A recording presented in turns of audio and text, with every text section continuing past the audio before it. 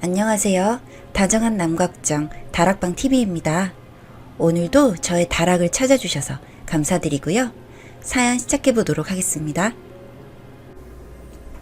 진짜 철없고 이상한 남편 참교육한 얘기 해볼까 합니다.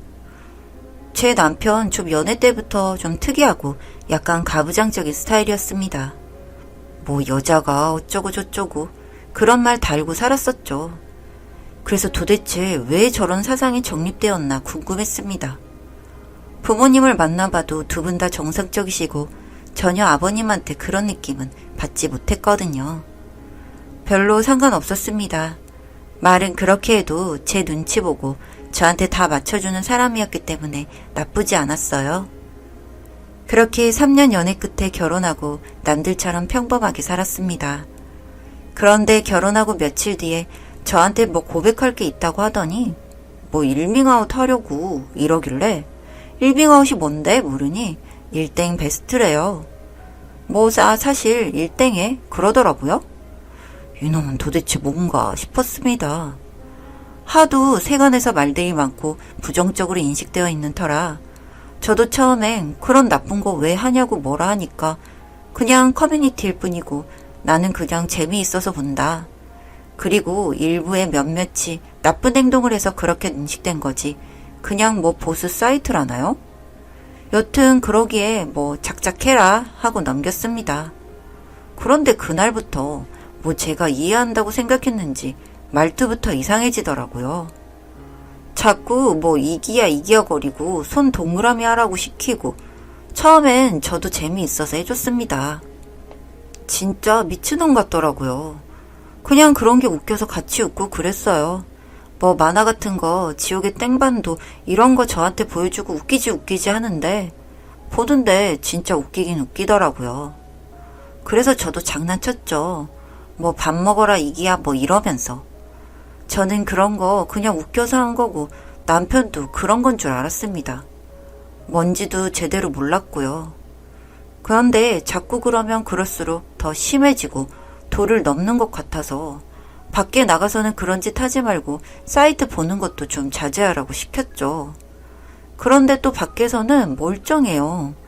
전혀 그런 걸 눈치도 못 챌 만큼 점잖고 진중한데 집에만 오면 팬티만 입고 돌아다니면서 웃긴 거 보고 저한테 써먹고 그냥 재미있으니까 참았습니다. 그러다 남편 친구들이 간만에 모임하는데 결혼하고 처음으로 부부 동반으로 만났어요.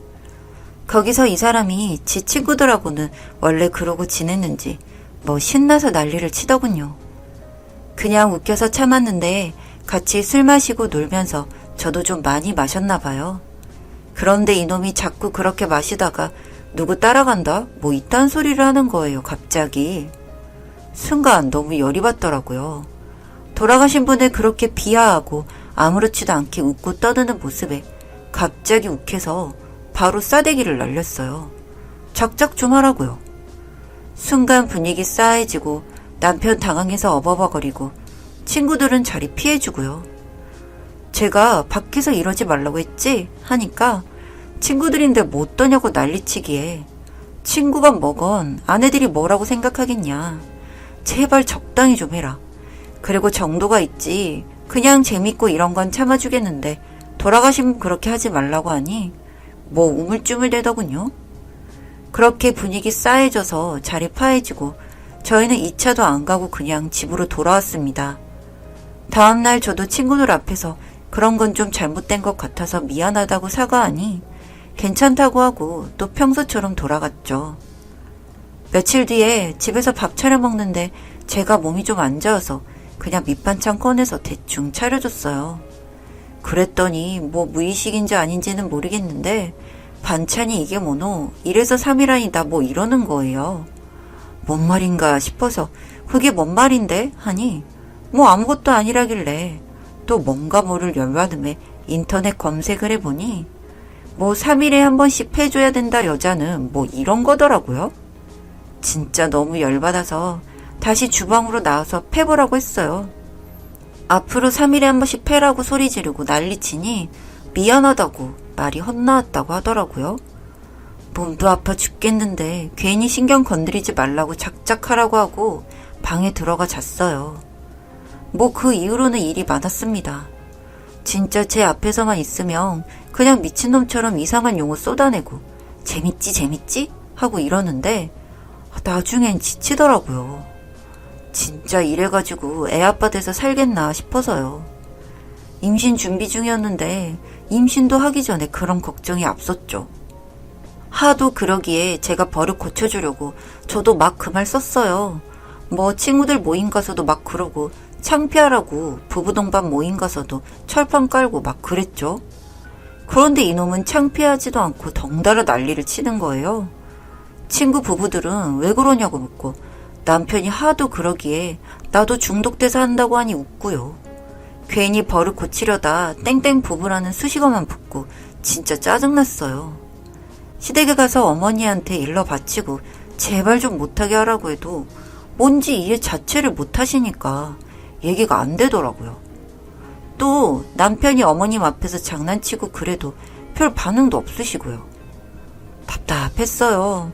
제가 알고 나니까 점점 심해지는 게 진짜 연애 때는 꿈에도 몰랐거든요. 그런데 결혼하자마자 고백해버리고 그러니 이것도 사기 결혼인가 싶기도 하고요.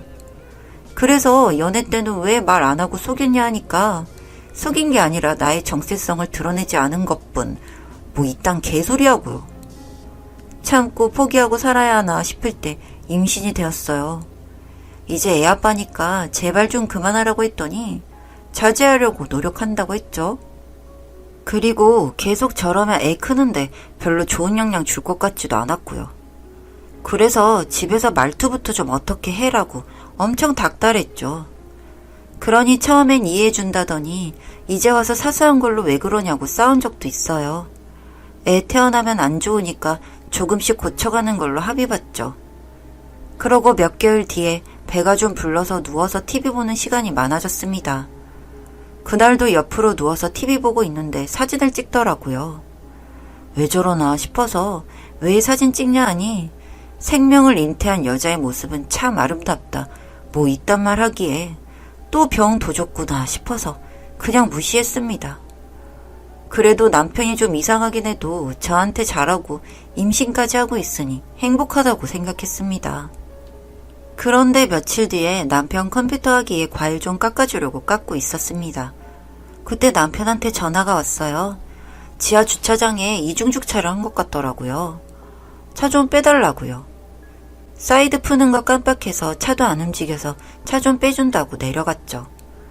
저는 과일 갖다 놓으려고 방에 들어갔는데 사이트가 열려있길래 뭔가 싶어서 이것저것 봤는데 이놈이 쓴 글인데 임신한 마누라 밥도 안 차려준다.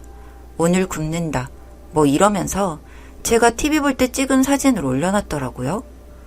진짜 순간 열이 폭발했습니다. 아이디 보고 검색해서 쓴 글 다 봤어요. 보니까 제 사진 많이도 올려놨더군요.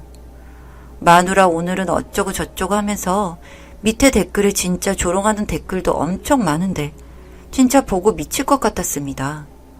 눈물이 다 나더군요. 뭐 마누라 인증 이런 건데 하도 정기적으로 올려서 꾸준히 댓글 다는 사람도 있고 뭐 기가 막혔습니다. 밑에 개소리 같은 댓글도 많고요. 진짜 미친놈인 줄 알았습니다. 올라오자마자 손에 집히는 거 다 던지면서 욕하고 때리고 진짜 정신줄 잠깐 놓았습니다. 그러고 나니 애기 걱정이 돼서 좀 진정하고 얘기했습니다. 진짜 미쳤냐고. 이딴 짓 왜 하는 거냐고.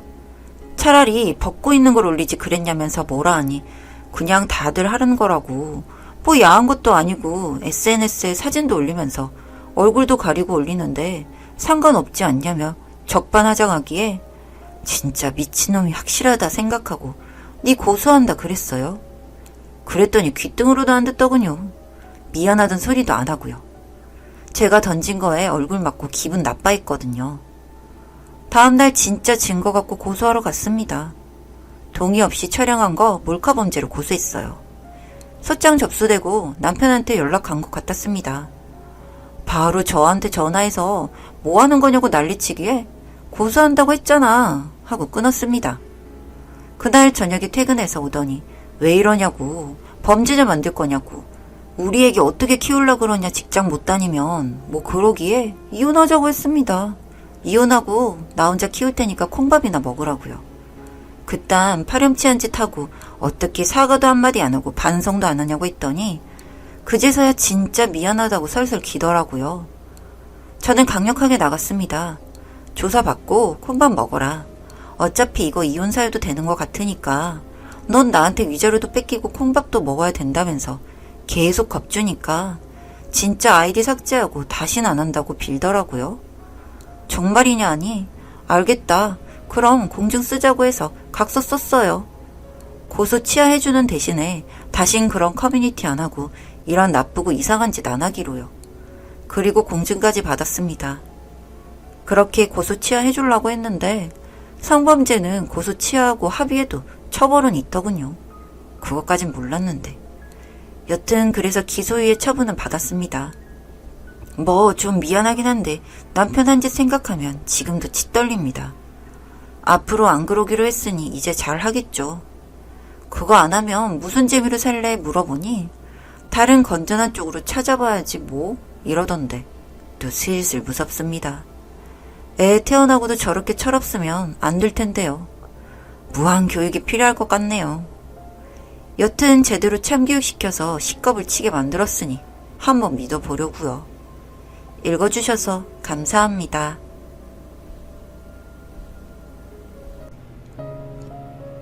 다정한 남걱정 다락방TV였습니다. 다락방 주인에게 구독과 좋아요, 알림 설정으로 응원해주세요.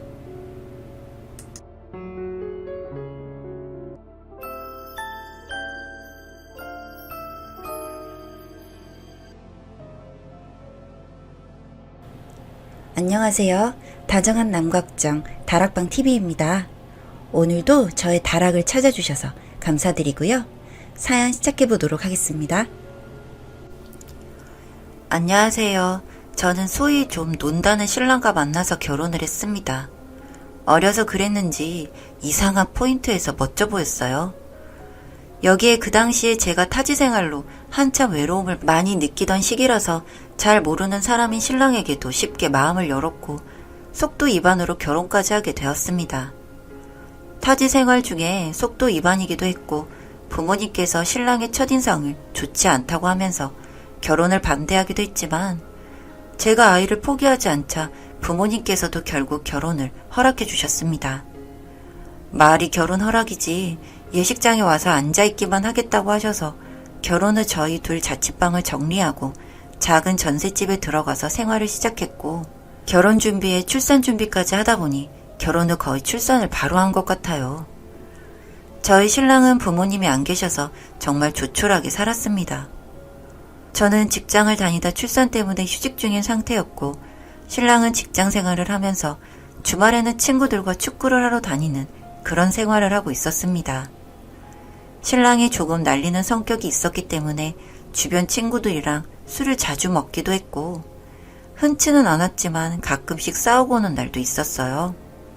아이가 태어나고 직후에는 아이가 두세 시간마다 깨서 우는 통에 신랑이 잠을 잘 못 잤는데 저는 서운한 게 제가 집에서 아기를 보기는 하지만 주말이라도 신랑이 함께 아이를 보는 걸 도와줬으면 좋겠다는 생각을 했는데 신랑은 아기의 기저귀 한 번을 갈아준 적이 없었습니다. 술을 좋아하고 성격이 좀 욱하긴 하지만 그래도 100점 신랑은 아니지만 50점짜리 신랑은 된다고 생각하고 지내고 있었는데 얼마 전부터 신랑이 명품을 집에 가져오는 것이었습니다. 이거 뭐야? 산 거야? 아니야, 이거 잠깐 빌린 거야, 친구놈한테. 어? 이걸 왜 빌려? 새 것 같은데. 당신은 알 거 없고 저거 만지지 말고 그대로 둬. 신랑이 집으로 가져온 명품은 루이비통, 샤넬, 구찌 그런 명품이었고 종이 가방의 포장까지 모두 다 새 것이었습니다. 그리고 종류도 남자 것만 있는 게 아니라 여자 핸드백에 파우치 종류까지 다양했고요. 신랑은 친구가 와이프 몰래 산 거라 저희 집에 잠시 보관해두는 것이라고 해서 크게 제가 더 물어보거나 한 부분은 없었어요. 그냥 친구가 돈이 많은데 와이프가 엄청 검소한가 보다 그런 생각 정도? 그 일이 있고 몇 달쯤 지났을 때 신랑은 저에게 말도 없이 퇴사를 한 것을 알게 되었습니다. 너무 황당하기도 하고 왜 멀쩡한 직장을 그만뒀는지 물었죠. 그랬더니 친구랑 사업을 하기로 했는데 초기 자금도 친구 덕에 거의 없이 시작하는 거라서 걱정할 필요 없다고 하면서 저에게 제 생애 첫 명품백을 선물해 줬습니다. 내심 말은 안 했지만 첫 명품 가방에 기분이 좋아서 여기저기 자랑도 했어요. 가방도 좋았지만 왠지 남편이 새로 시작한다는 일이 잘 되는 것 같아서 그것 때문에 더욱 기뻤고 한동안은 저도 붕 떠있는 기분이었습니다. 그렇게 신랑은 일을 시작하면서 부쩍 바빠졌는데 출장도 많아지고 여전히 친구들과의 술자리도 많아졌습니다. 한 번은 술을 너무 먹어서 저보고 데리러 오라고 하길래 신랑을 데리러 술자리에 갔더니 친구들이 저를 보고 웃었습니다. 재수씨, 그 가방 좋아 보이네요. 민구가 사준 거예요? 네, 오빠가 얼마 전에요. 가방이 잘 어울리네요. 그런 말을 하고 신랑을 챙겨서 나오는데 뒤에서 낄낄거리는 소리와 함께 민구 저 새끼는 지 와이프한테도 짭을 주냐? 그런 말이 들렸습니다. 그 말을 신경을 안 쓰려고 해도 자꾸 생각이 나서 다음날 혹시나 하는 마음에 중고 명품 거래소를 갔더니 이건 A급도 아니고 그냥 낮은 등급의 이미테이션 제품이라고 하는데 뒤돌아 나오면서 얼마나 쪽팔리던지. 신랑 친구들이 히히덕거리던 게 생각도 나고 기분이 상하기도 했지만 신랑이 좋은 마음으로 선물해줬을 거라 생각하며 그 생각을 지우려 했는데 신랑이 씻으러 간 사이에 문자 같은 게 많이 와서 보니까 어떤 여자의 가슴 사진이었고 내용이 이제 제 돈 돌려주세요 라고 적혀 있었습니다. 눈을 씻고 계속 봐도 여자의 가슴 사진이었고 돈을 돌려달라는 게 무슨 말인지 이해가 안 되더라고요. 그리고 휴대폰을 다시 보니 신랑의 폰이 아니었습니다. 왜 우리 집에 있는지 모를 휴대폰. 당신 이거 당신 폰이야? 어? 그거? 뭐야? 아니 당신 주머니에 있길래. 아, 친구 폰인데 내가 잘못 가져왔나 보다. 문자 보려고 한 건 아닌데 어떤 여자가 돈 달라고 하더라고. 가슴 사진이랑. 이 새끼 무슨 일을 하고 다니는 거야. 알겠어. 말 잘할게. 거기서 끝나야 할 문제가 괜스레 찝찝했던 건 제 기분 탓이었을까요? 괜히 찝찝해서 한 며칠 신랑이 그 휴대폰을 갖고 다니는지 밤에 찾아봤는데 역시나 갖고 다니더라고요. 아마 본인 폰이었겠죠. 그러니까 매일 들고 다니지. 당신 이거 친구 거라며. 내 거야. 넣어놔. 당신 뭐라고 다니길래 돈을 달라는 문자가 와? 당신 신경 쓸 거 아니고 폰 내놔. 나 문자 봤어. 한 명이 아니더만. 이거 중고나라 사기 같은 거야? 다 안 해. 그러니까 내놔. 그거 사기잖아. 내놓으라면 내놓을 것이지 뭐 말이 많아? 그렇게 신랑은 폰을 갖고 자리를 떠났고 저는 망설였습니다. 피해자들에게는 미안하지만 이 일을 덮어둬야 할지 아니면 이 상황을 그냥 그대로 둬야 할지요. 하지만 다른 여자들에게 큰 상처를 주며 사기뿐만 아니라 사진까지 요구하는 협박을 하는 신랑이 제 눈에는 더 이상 사람보다는 그저 짐승에 불과하다는 생각이 들었습니다. 며칠 후 저는 신랑에게 이혼을 하자고 했고 신랑은 그럴 줄 알았다는 듯이 기다렸던 사람처럼 합의이혼을 해줬습니다. 아이는 제가 키우기로 했고 얼마 안 되지만 양육비도 받아서 본가로 갔습니다. 하지만 며칠이 지나도 제 머릿속에서 피해자들이 자꾸만 생각이 나더라고요. 솔직히 말해서 제가 신고를 하면 신랑이 찾아와서 때리고 난동을 피울 것 같아서 망설인 이유가 더 컸는데 그래도 이건 아니라는 생각이 들었기 때문에 이혼도 했으니 한번 부딪혀 보기로 했습니다. 그래서 신랑이 자는 사이에 적어둔 피해자의 연락처 중 한 명에게 연락을 해서 만났어요. 제가 잘못한 일은 아니지만 무릎을 꿇고 빌었고 그 피해자분은 다행히 사진은 안 보내서 그나마 덜 욕먹을 각오로 나갔습니다. 사진에 있는 거랑 다른 물건을 주시면 안 되잖아요. 죄송합니다. 신랑이 이런 일을 하고 다녔는지 몰랐어요. 됐고 그럼 제 돈은 그래서 언제 주시는데요? 돈은 당장이라도 드릴 수 있는데 그 전에 저 좀 도와주세요. 네?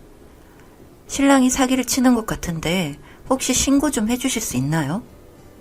망설이시면 어쩌나 걱정했는데 그분도 화가 많이 난 상태였는지 바로 제 말에 동의를 해주셨습니다.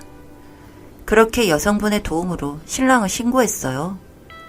이 여성분은 명품 키링을 중고거래로 구입을 했는데 며칠 후 짝퉁인 걸 알고 신랑에게 환불을 요청한 상태였고 신랑은 잠수를 타고 있었습니다.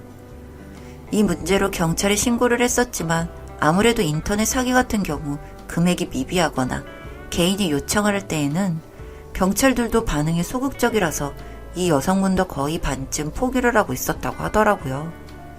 그래서 제가 이런 건이 한두 건이 아닌 것 같다고 말을 했고 여성분도 다른 분들도 구제해주고자 신고에 도움을 주셨습니다.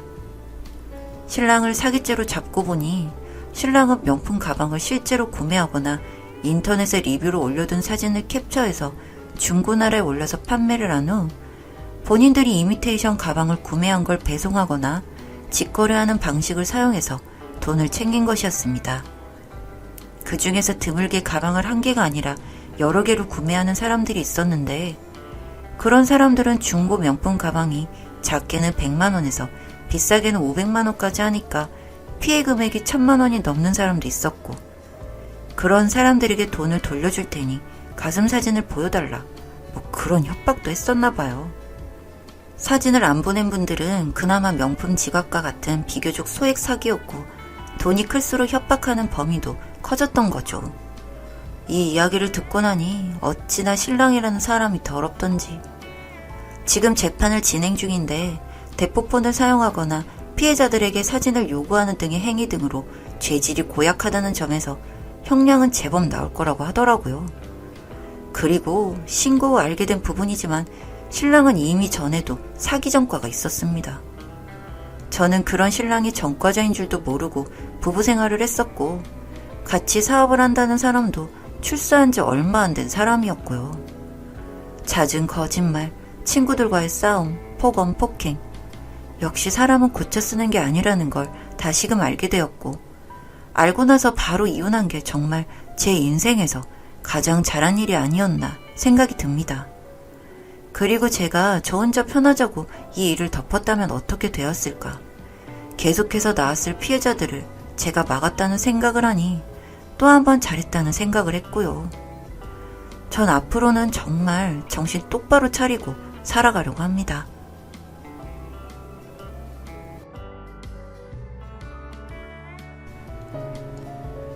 다정한 남걱정 다락방TV였습니다. 다락방 주인에게 구독과 좋아요, 알림 설정으로 응원해주세요.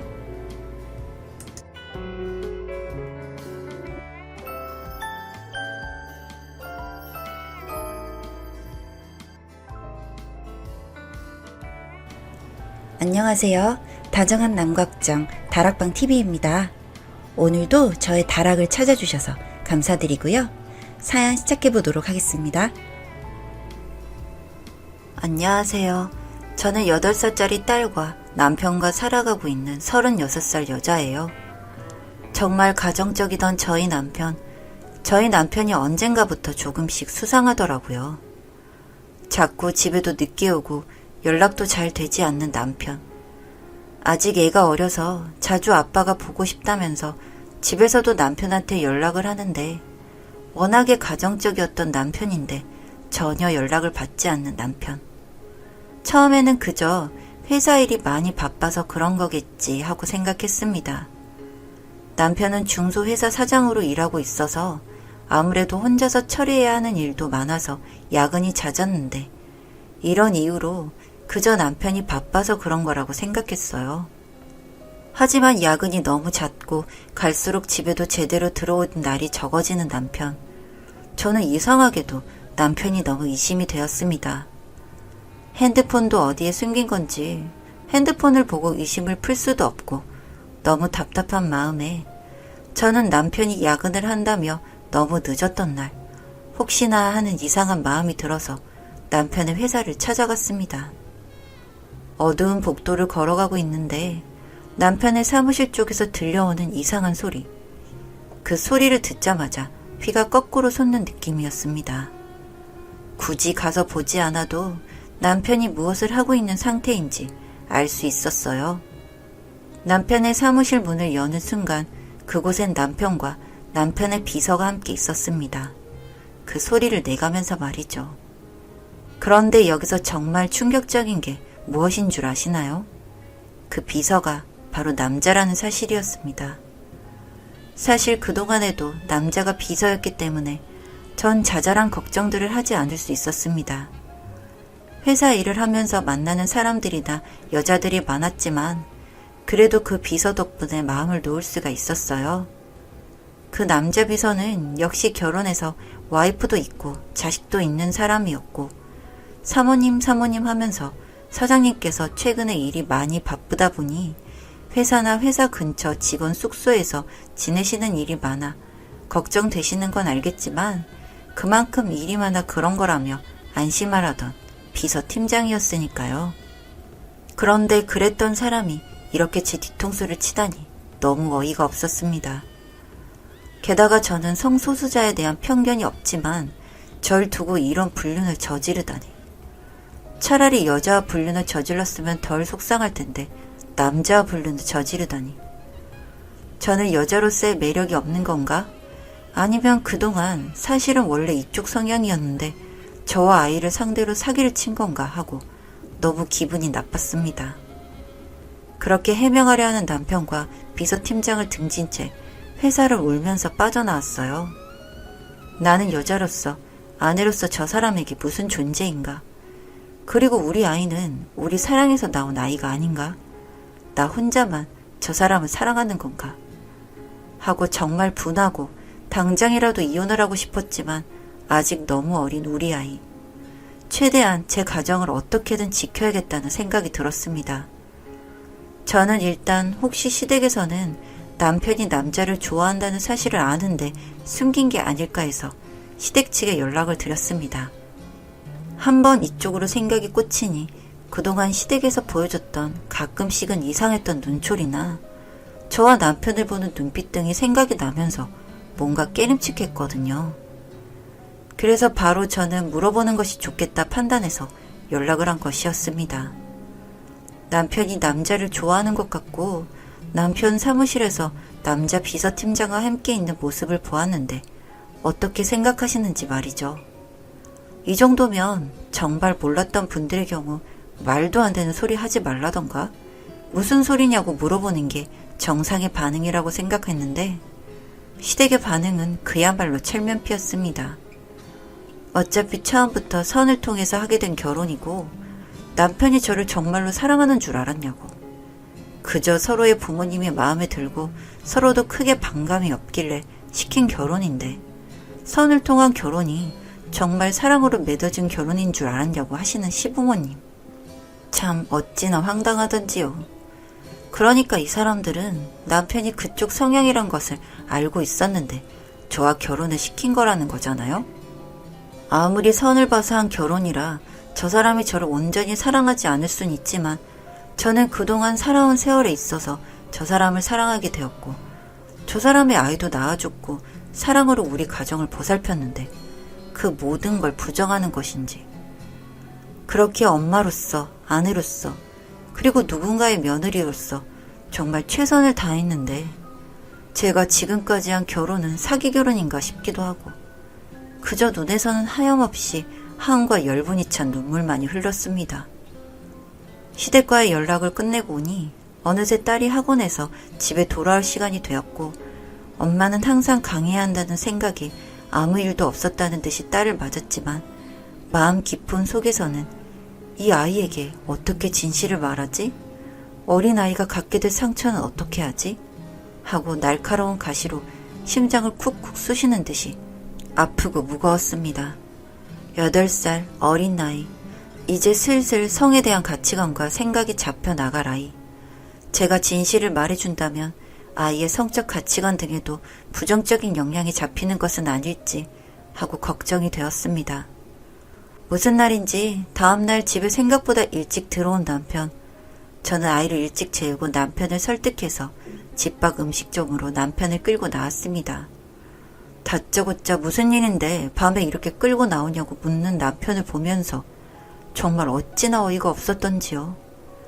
아니, 제가 본 게 있는데 어쩜 이런 반응일 수가 있을까요? 어젯밤에 둘이 그렇게 붙어있는 모습을 제가 봤는데 무슨 일인데 이렇게 대면하려고 하는지 물어본다뇨? 비서팀장님, 내가 그렇게 믿었는데 당신과 역시 그렇고 그런 사이였어?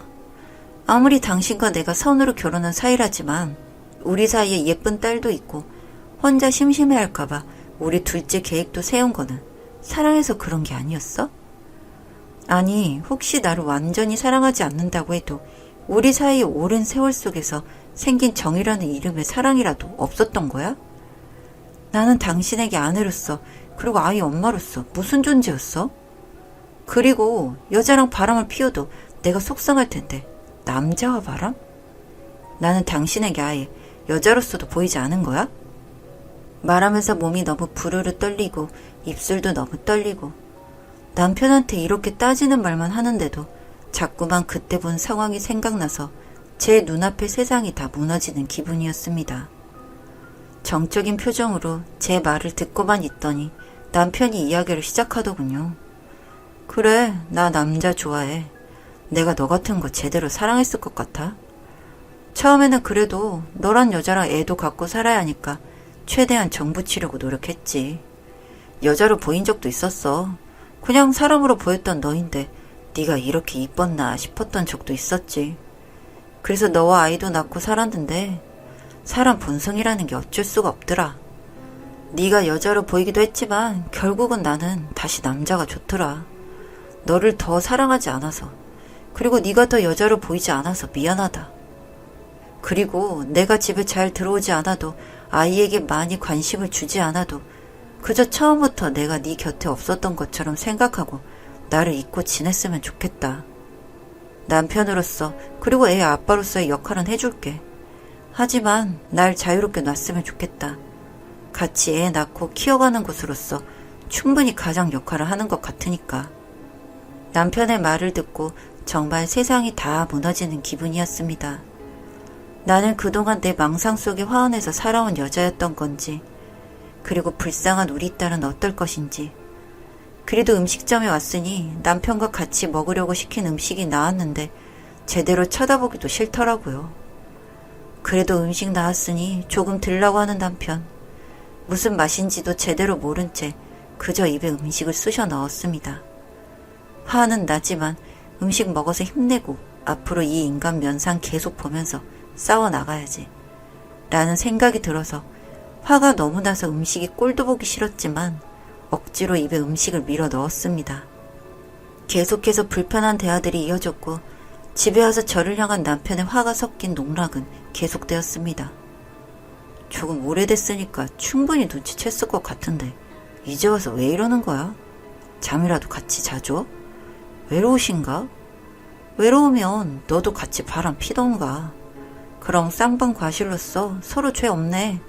내가 바람 피기 좋은 상대라도 추천해줘?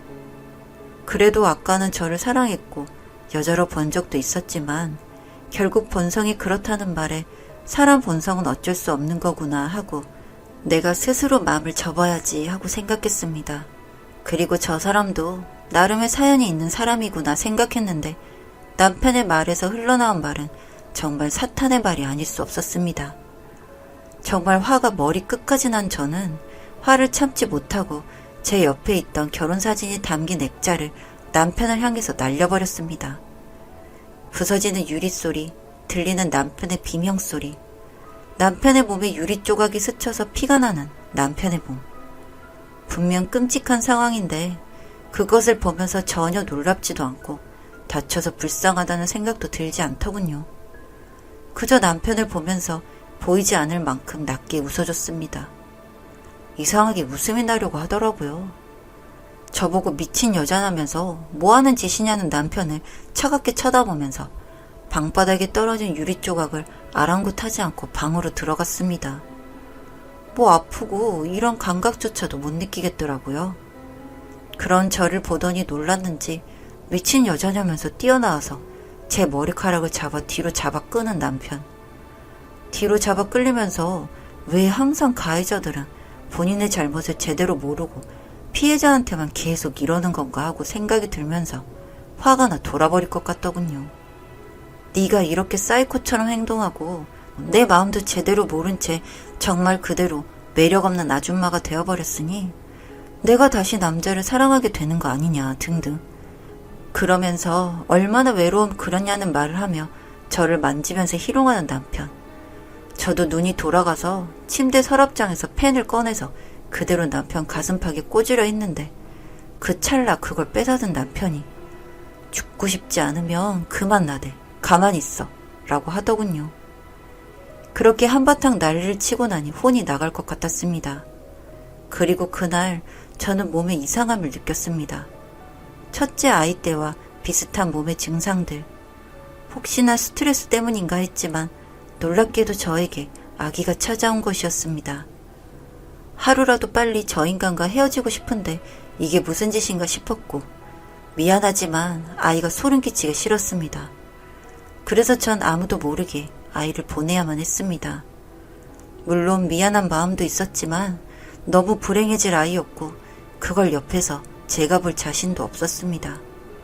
그렇게 제 마음을 추스르고 그날은 아이가 학원에 다녀올 시간이 되었길래 시간 맞춰 집으로 들어갔습니다. 그런데 딸은 집에 없는 게 분명한데 마치 누군가가 있는 듯한 느낌을 받았습니다. 싸한 기분에 방 쪽으로 걸어가서 보니 그 안에 대화 소리가 새어나왔습니다. 비서팀장과 남편이었죠.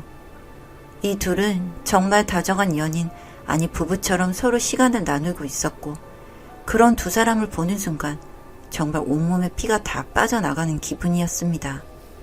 사모님께서 우둔하시고 눈치가 없으신 덕분에 사장님과 함께할 시간이 점점 많네요. 정말 그 뱃속에 아이를 보낸 걸 확인하신 겁니까? 독하시네요. 사람을 붙여두길 잘한 것 같습니다. 왜 그랬을까요? 이렇게 그냥 살아주며 편안한 생활도 할 수 있고 그렇게 둘째 노래를 불렀다고 하지 않았습니까? 액자를 던져 상처를 내고 둘째까지 그렇게 하신 걸 보면 사모님도 보통 분은 아닌 것 같습니다. 참나 사악한 인간은 누구인데 이야기를 듣다 보니 너무 어이가 없어서 무슨 개소리냐며 그 둘에게 퍼부었고 남편에게 아이는 어디 있는지 물었습니다. 그랬더니 시댁으로 아이를 보냈다고 하더군요. 내 새끼를 어디다가 보냈다는 건지. 저는 당장 시댁으로 달려갔습니다. 남편이 아이를 맡겼다던데 저희 그만하라 해도 모자실 판에 왜 애를 알았다고 데려가 맡아주고 계세요? 어머니는 저는 정말 안 보이시는 거예요? 저보고 너 같은 애가 무슨 자격으로 가정도 제대로 못 지켜서 결국에는 다시 남자한테 아이를 뺏기면서 엄마 노릇은 하겠냐고 하는 시어머님. 아무리 성향이 그렇다고 해도 네가 잘했으면 그래도 네가 여자고 애도 낳아줬는데 오죽하면 또다시 남자를 찾겠냐며 딸 낳고 나서 좀 잘 사나 했더니 낙동강 오리알 신세니 너도 참 한심해서 어쩌나는 시어머니. 어제 남편과 이야기를 좀 해봤는데 애 낳고 8년간의 시간은 정도 아니라 그냥 남편으로서 형식상 같이 살아준 건데 정말 몰랐냐고 하는데 정말 시어머니가 아니라 이런 사탄 마귀 할멈 같은 여자라는 생각이 들어서 정말 할 수만 있다면 이 여자를 죽여버리고 싶다는 생각이 들었습니다. 어머님같이 사악한 집에서는 저 어떻게 생각하실지 모르겠지만 저 생각보다 남들에게 손가락질 받지 않을 만큼 저 자신 관리 잘 해온 사람이라고 생각합니다. 그리고 제가 애를 돌볼 자격이 없다고요? 아, 어머님이라고 굳이 할 필요가 있나요? 아줌마, 저 아줌마처럼 인성이 나쁘지도 않고 아줌마 아들처럼 누군가를 속여서 결혼하고 사랑한 척 하면서 살아가지도 않는 사람이에요. 하다하다 남자랑 별짓거리를 하는 거 사실 당신 집안에서도 치부니까 나한테 숨기고 결혼시킨 거잖아? 그런 사람들이 우리 애를 돌본다고요? 뭘 가르치고 애를 어떻게 망치시려고요? 뭐라 해도 애 제가 데려가서 제가 키워요. 그리고 저 오늘부로 이 집 나갑니다. 며느리라고 하지 마세요, 아줌마. 소름 끼치니까. 저는 이 말을 끝으로 무서웠는지 방에서 울고 있는 저희의 손을 잡아서 친정집으로 향했습니다. 저에게는 이미 얘기를 들은 상태라서 많이 안타까워하셨던 부모님이셨습니다. 어른들의 언쟁에 많이 놀라서 울고 있는 딸에게 미안하다고 하고 앞으로 이런 일 없게 하겠다며 달랬습니다. 그날 참 제 딸이 많이 울었어요. 지금 생각해도 마음이 많이 아플 정도로요. 저는 그날부터 시댁에게 남편과 갈라설 것을 주장했습니다. 저 역시 그런 인간과 시댁 인간들까지 보고 살아야 할 이유가 없었으니까요. 하지만 시댁에서는 우리 아들 앞길 망칠 작정이냐고 저한테 영원히 남편이 남자를 좋아하는 것은 함구하고 살라고 하더라고요. 회사 사람들은 아무도 남편이 남자를 좋아한다는 것을 들키지 않게 모든 단속을 다 해오면서 살아왔는데 이혼이라는 흠도 용납할 수 없다나요? 참나, 별 개소리를 다 하더라고요. 하지만 저도 크게 무서울 게 없었습니다. 소송으로 간다고 해도 혼인 파탄의 이유가 저에게는 전혀 없었으니까요. 오히려 남편이 잃을 게 많았기 때문에 전 두려울 게 없었습니다. 전 그날 이후로 남편 회사 사람들을 만났습니다. 제가 남편의 와이프라는 것을 알고 있는 회사 사람들은 절 만나주었고 이야기를 해주었습니다. 전 남편과 비서팀장 간의 불미스러운 일을 목격한 적이 있는지 물었고 CCTV 삭제본 등을 얻어서 남편과 시댁을 그야말로 밟아버릴 증거들을 찾기 시작했습니다. 처음에는 큰 사모님 무섭다, 사장님께 보복을 당할까 무섭다 하던 회사 사람들이었지만 증거를 얻기 위해서 저는 돈도 아낌없이 투자했습니다. 저는 그렇게 증거를 하나 둘씩 모아서 남편과의 거래처 쪽에도 보내고 저는 마지막으로 그들 앞으로 상간남 소송과 이혼 소송 자료를 보냈어요. 사실 보내면서도 이게 얼마나 복수하는 데 도움이 될까 싶었는데 생각보다 파급력이 대단했습니다. 특히나 거래처 쪽에 보낸 건 그 사람들의 돈줄을 끊어놓을 수 있어서 아주 제 속을 시원하게 만들어주더라고요. 거래처 쪽은 모든 거래 및 업무 관계가 끊어졌고 회사에서는 저에게 정보를 준 사람들 외에도 모든 직원들이 사장의 추악한 면을 알게 되었죠. 남자 쪽 성향이 문제가 아니라 저에게 해온 짓들이 사실 파렴치한 짓들이었으니까요. 이렇게 서서히 시댁 쪽은 피가 말라가더라고요. 전 그걸 정말 즐겁게 지켜보게 되었고요. 언제쯤 그 인간들이 백기를 들고 사과를 하려나 기다리고만 있었죠. 그런데 역시나 남편이라는 인간은 저에게 사과할 줄은 모르고 뭔데 이렇게 삶을 망쳐놨냐며 울면서 발악을 했고 시댁도 마찬가지 반응이더군요. 참, 누가 누굴 망쳐놨다는 건지 저는 그 사람들을 보니까 그저 웃음만 나오더라고요. 결국엔 그 사람들이 저에게 찾아와서 미안하다고 어떻게 하면 되겠냐고 하는 꼴을 보는데 뭐랄까요? 이제 그들이 사람처럼 보이지 않고 큰 똥덩이 같아 보이더군요. 저는 무릎을 꿇고 앉아서 비는 그들 앞에 눈높이를 맞춰 앉아 말했습니다. 내가 왜? 니들이 그랬잖아. 사람 본성이 다시 돌아오는 것을 어쩌냐고. 너네 믿고 살다가 내가 또 당하면 또 멍청한 것이 멍청하게 당했다 하겠지. 난 이제라도 니네 추악한 실체 알게 돼서 기뻐. 그리고 이제부터 니네 인생 하나씩 지옥으로 빠뜨릴 거고. 내가 너무하다고? 니네는 그냥 같이 지옥으로 가봐. 어떤 맛인지 궁금하네. 저를 보면서 이를 가는 모자. 이를 갈던지 말던지 전 솔직히 아무 상관 없었습니다. 더 재밌기만 했죠. 여튼 친정에 와서 오랫동안 빌던 모자는 결국 저희 친정에서도 한 소리씩 먹고 친정을 나가더라고요. 정말 웃긴 집안과의 정말 짜증나고도 길었던 싸움의 끝. 저는 지금 친정에서 열심히 저희 딸과 함께 살고 있답니다. 행복한 줄 알았지만 정말 잔혹하기 짝이 없었던 결혼생활. 그리고 그냥 나만의 사랑으로 품어 만든 첫째 아이. 정말 꼬여버린 인생이지만 지금부터라도 하나 둘씩 풀어보고 다시 행복해질 수 있는 좋은 길을 찾아보려고 해요. 제 이야기 들어주셔서 감사합니다.